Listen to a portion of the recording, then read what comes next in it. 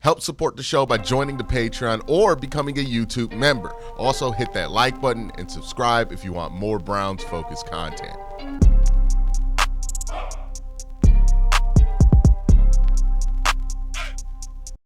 The one development this year that I think has been a good thing for just us as a fan has been the mask offness when it comes to the rivalry between the Pittsburgh Steelers and the Cleveland Browns. Like, for years, it felt like Steeler fans and the Steelers themselves didn't really have any true disdain for us. Like, it was more pity.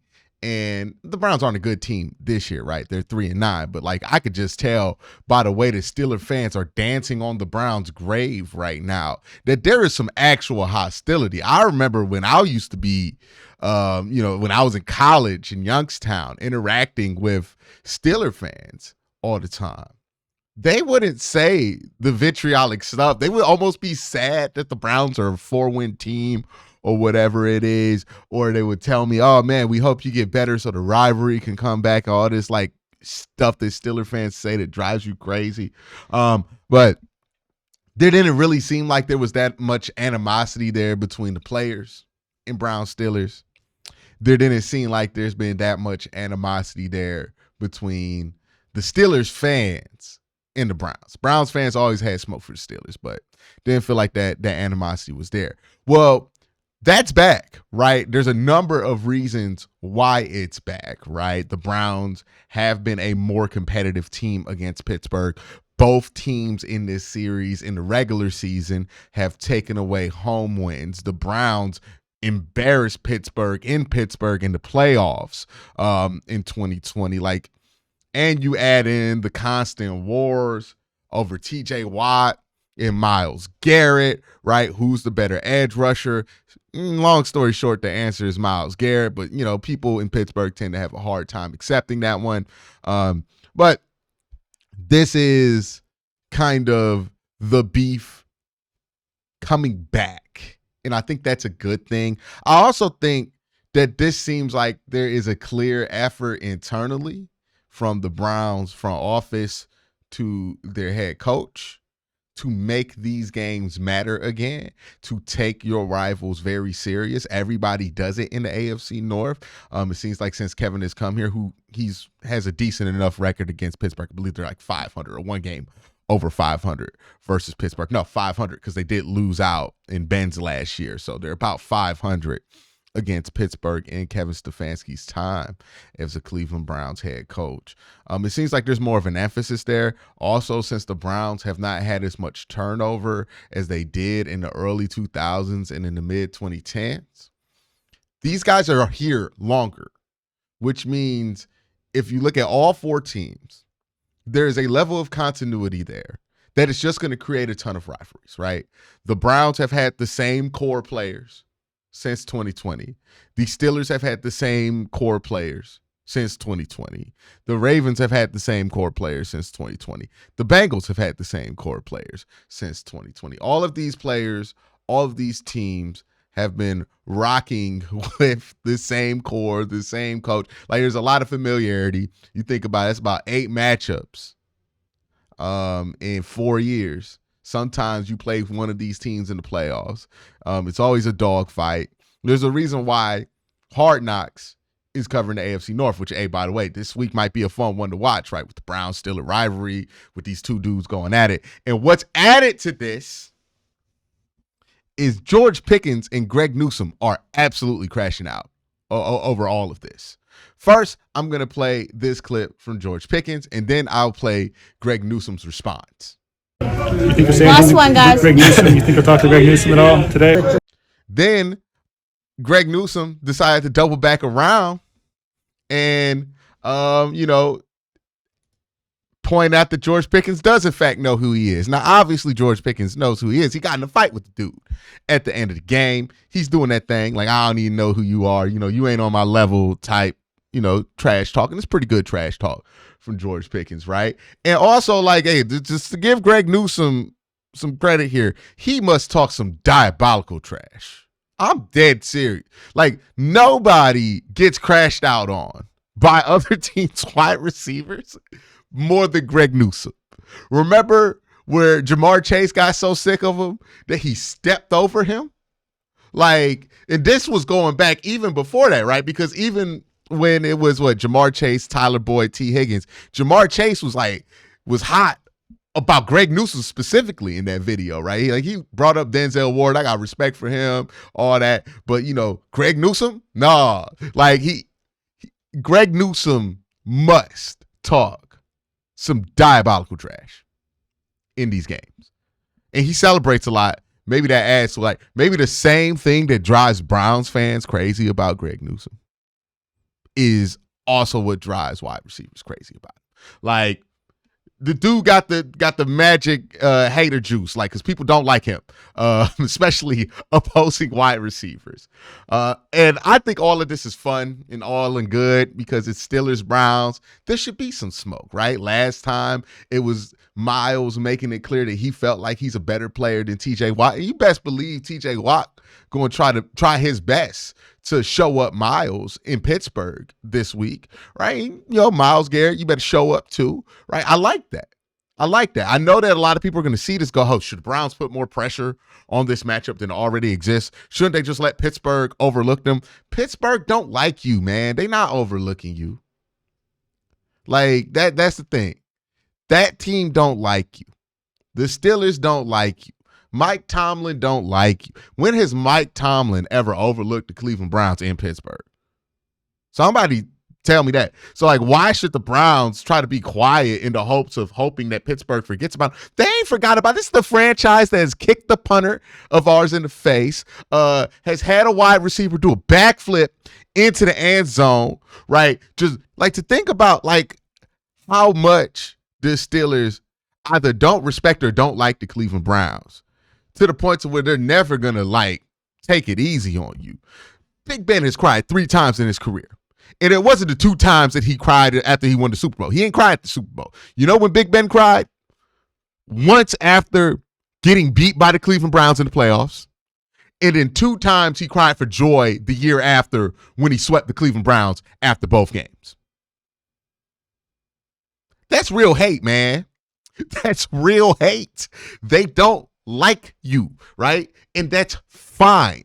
The thing is, if you're the Cleveland Browns, you got to back up all this trash talk. You got to play much better defensively than you did last week.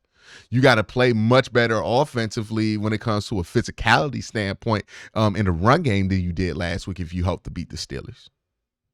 You can't talk all this and then get beat by 40 and then cop please when Pittsburgh going to be talking that big stuff against you, right? The one thing we cannot do is let Pittsburgh beat us down after talking all this stuff and be like, we're a 3-win team. Congratulations. Nah, that shit weak, right? I hate it when Pittsburgh fans do it. It's weak when we do it. This is what it's about, right? Even when your records aren't good, it still matters. Go back to Ohio State, Michigan a couple weeks ago. Michigan was 6-5. They're going into Ohio State. Ohio State's supposed to be a national champion contender. 20-something point underdogs going into that game. Did that stop Michigan from talking shit? Were they worried about waking up a hidden beast at Ohio State? Or did they go into that game with the same amount of intensity that they would have gone into that game if they were a 10-win team? Right? That's what the Browns have to do. Can't go in here trying to be humble because you a 3-9 team and you scared to death you're going to get beat. No. If you going to talk shit, if the team was 10-3, then you got to talk shit when the team's 3-9. I can respect that.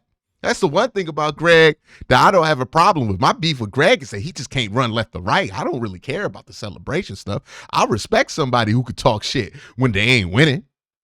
You know how much courage that takes?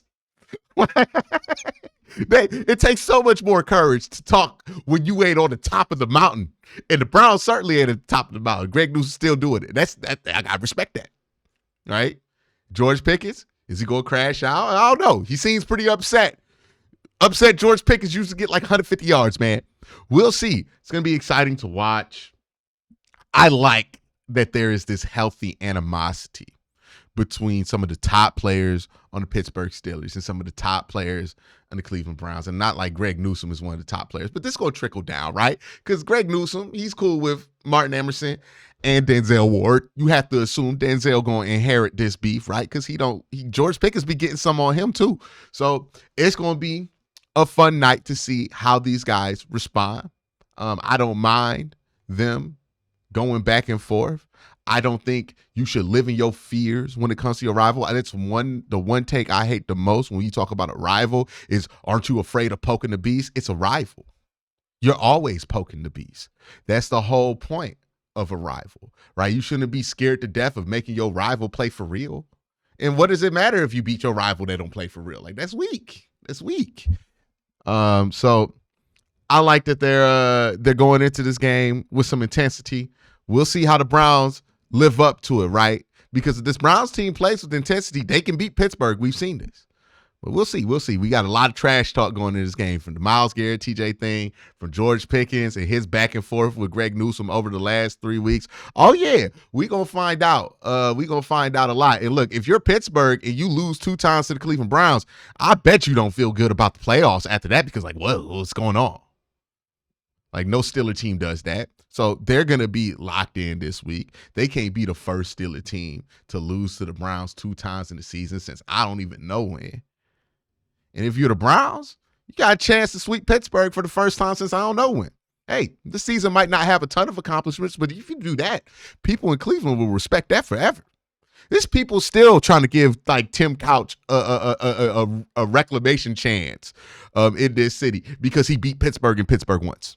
Another thing to add to this video, the Browns and the Steelers' final injury report came out. So Mo Hurst is out for this game. I believe Sam Kamara is out for this game. Cedric Tillman is out still with the concussion. Juan Thornhill questionable to play.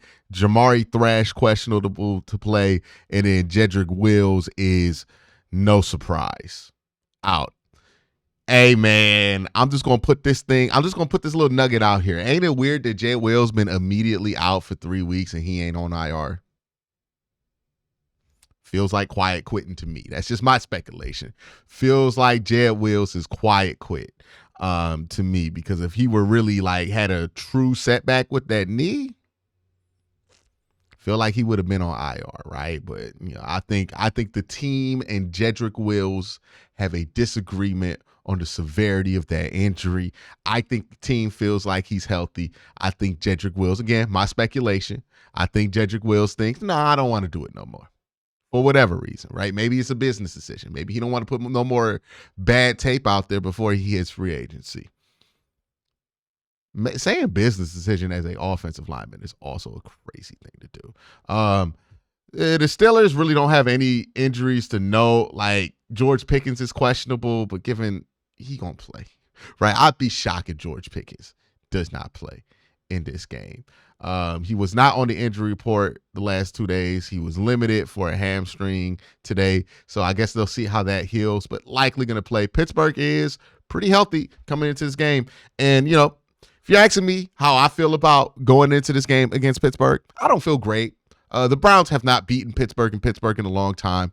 And I'm be honest, the Browns usually put up their worst performance of the season in Pittsburgh almost routinely every year, no matter what is going on with the team. Like, even when the team was good in 2020 and 2023, you look at those games in Pittsburgh and they were outlier bad performances. So I'm not too enthused coming into this game. I do think that the Browns coming in defensively, at least, you know, feeling good enough to talk a little smack makes me feel a little bit better, right? Like, okay, maybe they're going to come into this game with a lot of energy. And if they do that, there's a chance that they could beat Pittsburgh. But yeah, just the history behind it, I'd be surprised if, like, of all people, this Browns team in Jameis Winston was the one that was going to beat Pittsburgh in Pittsburgh. But hey, bro, if you do it, if you do beat Pittsburgh in Pittsburgh, you a legend. Even if you only win 4 games the rest of the season, you a legend. You a legend. I brought it up early with Tim Couch.